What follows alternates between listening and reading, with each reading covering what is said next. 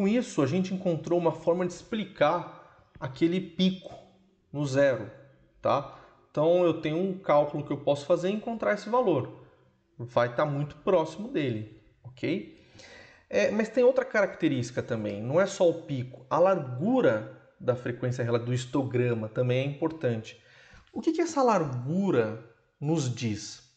Por exemplo, para o lado esquerdo, lado das ações em amarelo, ela está mostrando o seguinte, que se você pegar um retorno aleatório em algum momento, ele, em média, não está tão afastado do retorno médio, tá?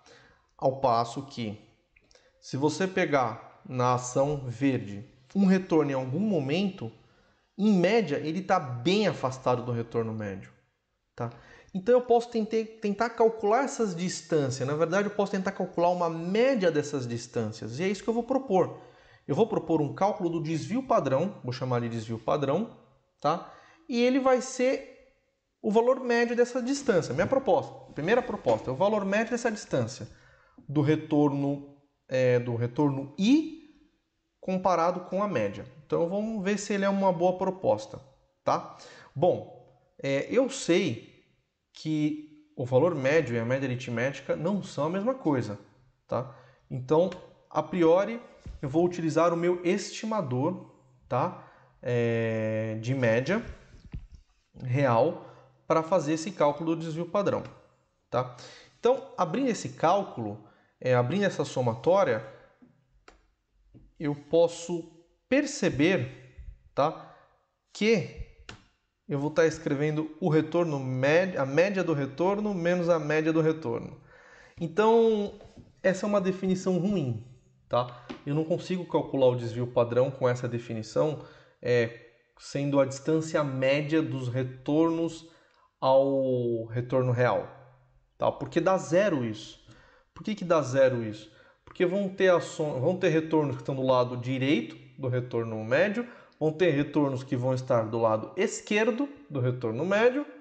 Na média isso dá zero, então não funciona, tá? Então, o que eu posso fazer? Na verdade, o que eu coloquei aqui é o seguinte, na minha proposta, vou voltar aqui, na minha proposta, qual o problema? Que esse valor pode ser positivo ou negativo. Então ele se anula. Então eu vou fazer uma outra proposta, que parece que pode salvar a colheita aqui.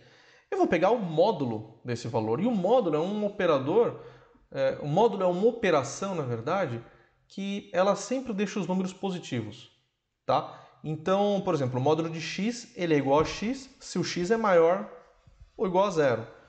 Ou o módulo de x é menos x se o x é negativo. Em todos os casos, o x vai dar sempre um número positivo. Tá? O módulo de 5 é 5, o módulo de menos 5 é menos 5, que dá 5.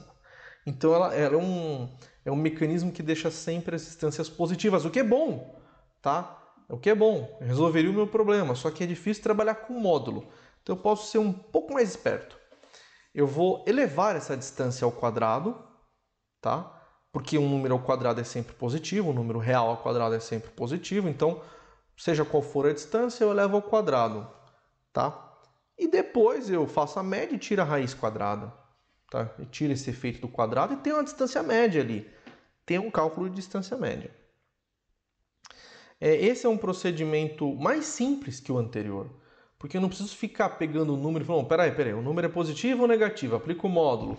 Não, eu pego todos os números, jogo dentro da fórmula e se for negativo, ele vai levar ao quadrado mesmo, então ele vai neutralizar esse fato. E o que a gente pode fazer é o seguinte, então. Bom, a minha proposta, então, ela passa a ser essa, tá? A raiz quadrada de 1 sobre n, essa somatória, esse monstrengo aí. Mas é muito ruim trabalhar com raiz quadrada, então eu posso trabalhar com uma outra definição, a variância, tá? E eu chamei S, eu não sei porque eu usei a letra S, mas o S representa a variância real. Ela é calculada usando a média real, tá? Veja que se eu abrir essa fórmula, eu posso abrir aquele quadrado perfeito ali dentro e eu encontro uma formulação com 3 componentes da fórmula real. Mas, como eu não tenho a média real, eu vou usar o meu estimador de média, que é a média aritmética, tá? E você bate o olho e você vê que são coisas diferentes, tá? Uma tem na fórmula μ, a outra tem R traço. Então a gente pode dar uma olhada qual é o erro que eu cometo utilizando um estimador do desvio padrão ao invés do valor real, tá? Antes disso, eu vou só trabalhar um pouco mais nesse estimador. Eu vou abrir, tá, essa somatória nas 3 componentes e você vai lembrar, por exemplo, que o valor médio de R é um número, tá, na segunda parte. Na segunda, aqui ó, nesse segundo componente da somatória, o R médio sai fora da somatória, ele é um número, tá? Então ele pode ser fatorado, ok?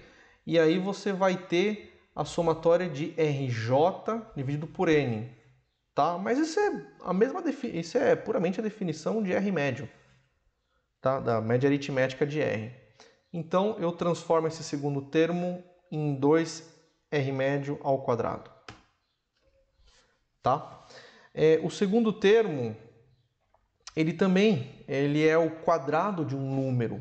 Tá, o R traço ali é a média aritmética, então ele é um quadrado de um número, ele sai fora da somatória. Só que ele vai ser somado N vezes, então vai ser NR médio ao quadrado sobre N, tá? Vai cortar N com N, ok? E eu vou ter essa expressão, tá?